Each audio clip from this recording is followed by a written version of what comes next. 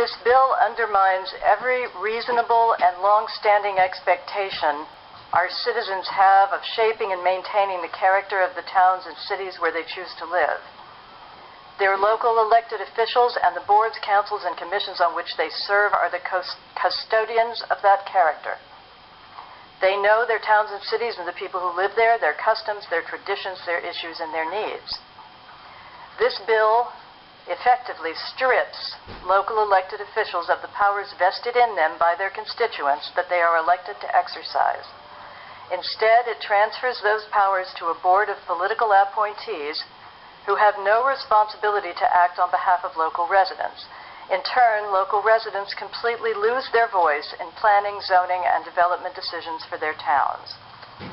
Among the bill's key provisions are the composition of the TCDA board, political appointees, 11 directors, 4 gubernatorial appointees, 3 legislative, and 4 commissioners.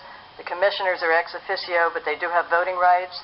The chief executive of a municipality hosting a development project would be an ad hoc member of the board for purposes of that project, but would not have voting rights.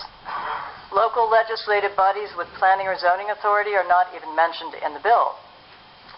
In fulfilling its duties, the TCDA is required to work, quote, in cooperation and coordination with the municipalities where development is taking place, but nowhere, however, is it required to obtain their approval.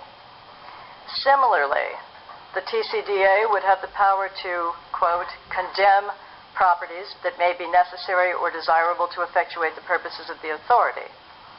It would be required to exercise this power in consultation with the affected municipality's chief elected official, but would not be required to obtain his or her approval.